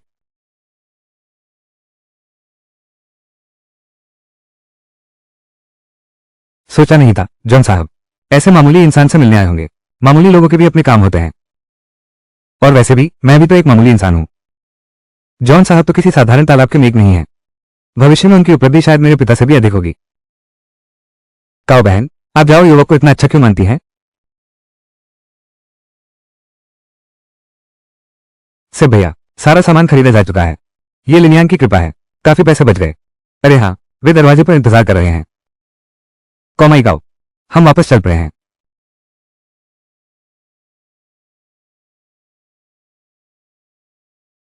आगे जो भी सामान बेचने को हो इस पट्टे का इस्तेमाल कर सकते हैं। विंगी पॉन शॉप के मैनेजर विंग के पास जाना। शुक्रिया कौमाई गाओ। तो हम अब विदा लेते हैं। लौट चलो। अरे, क्या हमारे साथ वापस चलें या मैं खुद ही चलूंगी?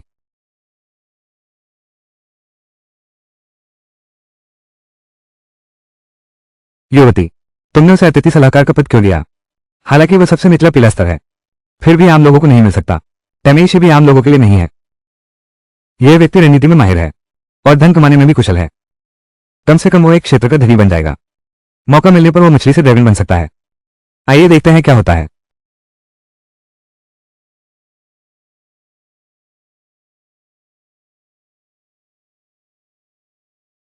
हम वापस आ गए हैं। शेर वापस आ गया है। लौट आया।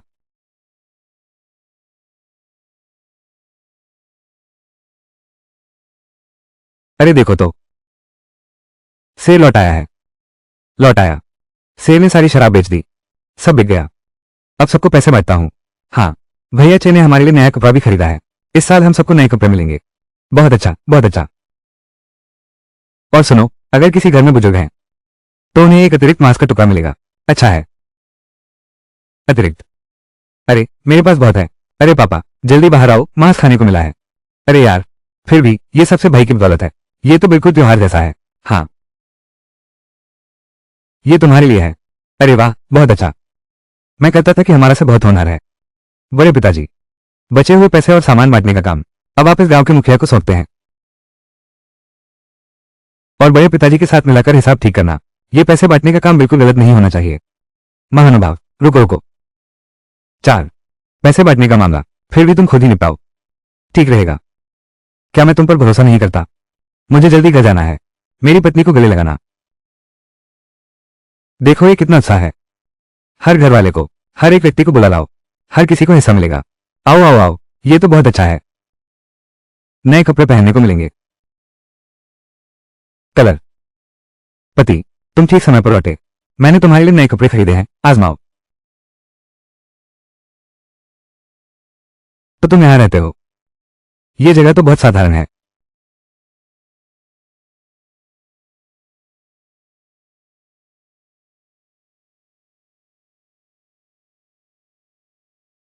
पति, पति को कोई नया मिल गया है।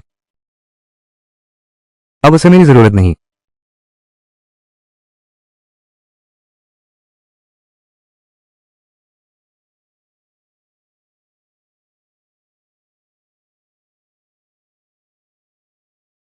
फिर क्यों रो रही हो? क्या तुम पानी से बनी हो? ये युवती कितनी सुंदर है। आप कह रही हैं मिस जो? आप ही मिस्टर झाओ की प्यारी पत्नी है ना? आप तो ज्यादा सुंदर हैं। क्या ही वो प्रसिद्ध विषम नेत्र है? काश मेरी भी ऐसी आंखें होती। तुम्हें डर नहीं लगता? आंखों में अलग अलग पुतलियां, वो तो संत का लक्षण है। जैसे प्राचीन 5 सम्राटों में से एक सम्राट शुंग, उसकी आंखों में दो दो पुतलियां थी। एक आंख में दो पुतलियां, एक आंख में दो पुतलियां। तुम्हारी आंखों से सुंदर तो है ही नहीं। सच में? बिल्कुल सच। ये बैलू अकादमी है। प्रधानाचार्य की पोती। तुम्हें पढ़ाने आई हूं। तुम्हारे पति से भी अधिक कुशल। मुझे सिखाओ। मैं बहुत मूर्ख हूं। सुजी, क्या तुम नहीं चाहोगी कि भविष्य में लोग कहें झाओ गुंगजी की पत्नी एक अशिक्षित और अज्ञानी महिला है? इस तरह उसे कितनी शर्मिंदगी उठानी पड़ी होगी। तो मैं सीखूंगी। मैं पूरी लगन से सीखूंगी। मैं अपने पति का मुंह कभी नहीं काला करूंगी। अच्छा, श्रीमान जो, आपका कष्ट होगा। तुम लड़के की किस्मत ही कुछ और है। इतनी खूबसूरत पत्नी पाकर। सुशील बहू। झाओ से बाहर निकल।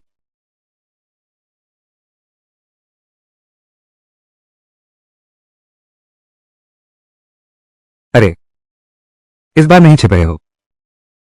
जल्दी से पैसे वापस करो।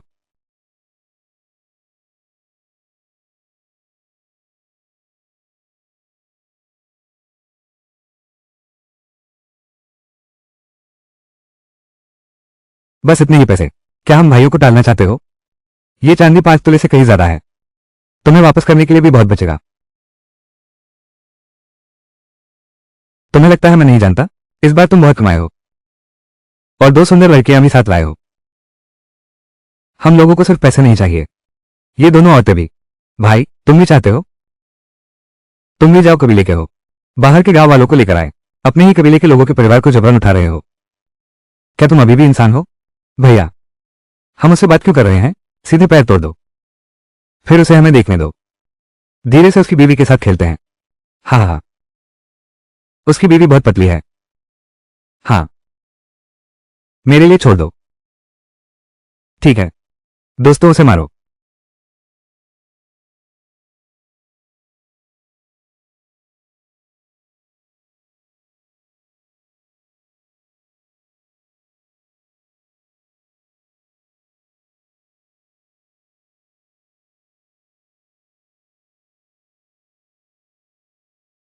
जाओ से, तुम्हारी ताकत तो बहुत ज्यादा है।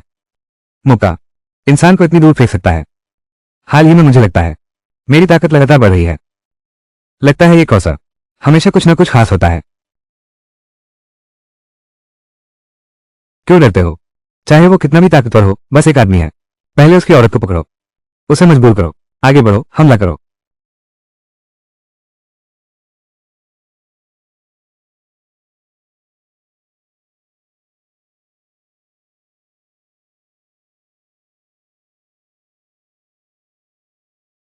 अरे ये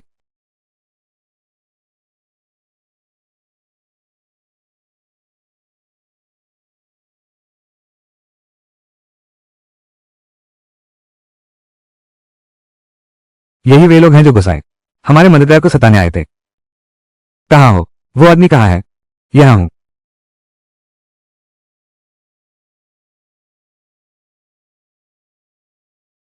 से भाई, अब क्या करें?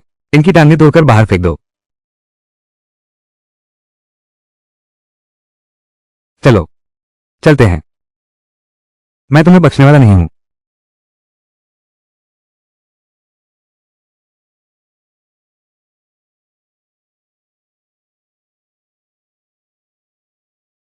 जाओ, तुम रोज रोज की शरारतों से बाज नहीं आते, लेकिन तुमने बाहर वालों से साथ गांठ कर ली, नुकसान पहुंचाया अपने ही लोगों को।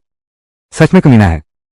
मैं शुइकियाओ गांव का मुखिया हूं और झाओ परिवार के मुखिया। मैं घोषणा करता हूं, तुम्हारा नाम झाओ वंशावली से हटा दिया जाता है। आज के बाद तुम झाओ परिवार के सदस्य नहीं रहे, फिर कभी भी शुइकियाओ गांव में कदम नहीं रख सकते। मुखिया, नहीं, मैंने गलती की, कृपया मुझे वंशावली से न निकालें।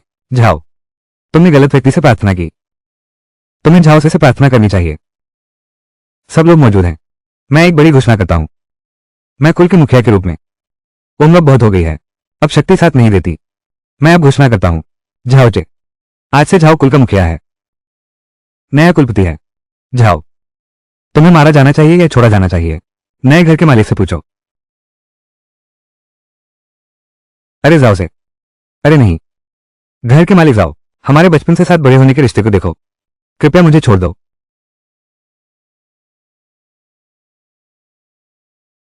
कर्ज चुकाने और लेने की बात छोड़ो, लेकिन तुमने वो नहीं करना चाहिए था। मेरी बहू पर बुरी नजर रखी। आज मैं बड़े भाई के सम्मान के कारण तुम्हें छोड़ रहा हूं, अगली बार कभी माफ नहीं करूंगा।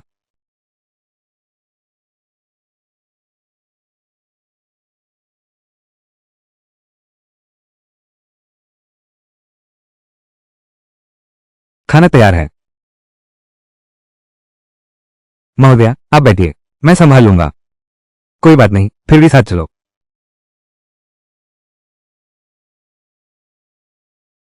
धन्यवाद। लिनयांग, तुम भी बैठो, साथ में खाओ।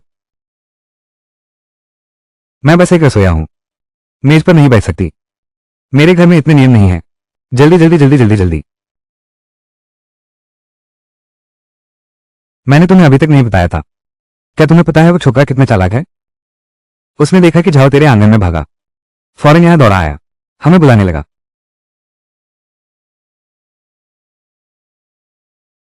आह,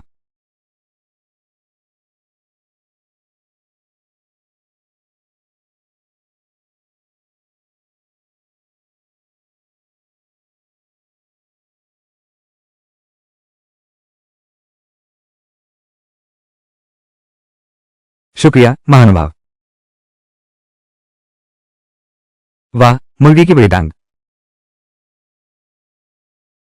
महाराज, आप खाइए।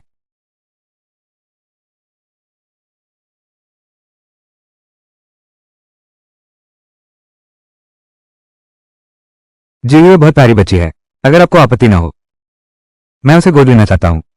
बहुत अच्छा, मुझे भी बहुत पसंद है। छोटी जीवी।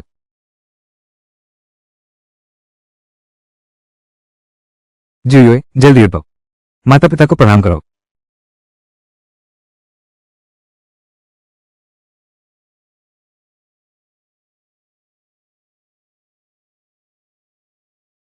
जीवी माता पिता को प्रणाम करती है।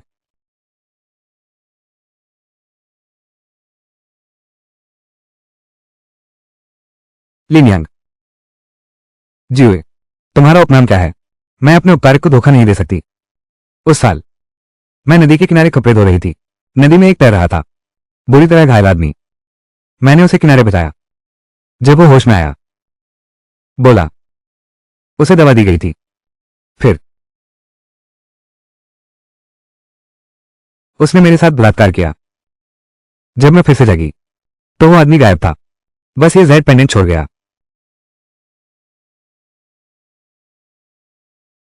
इसलिए मुझे नहीं पता कि जीयू के पिता का नाम क्या है। मैंने शादी से पहले गर्भ धारण किया। गांव में मेरे लिए कोई जगह नहीं थी। मैं तो बस इस टूटे फूटे मंदिर में छिपकर रह गया हूं। अपने छोटे भाई के शिकार से कमाए पैसों से गुजारा चलता है। ये बच्चा मैंने सितंबर में जन्म लिया था, इसलिए इसका नाम सितंबर रख दिया। तो तुम भी एक बेचारे बच्चे हो।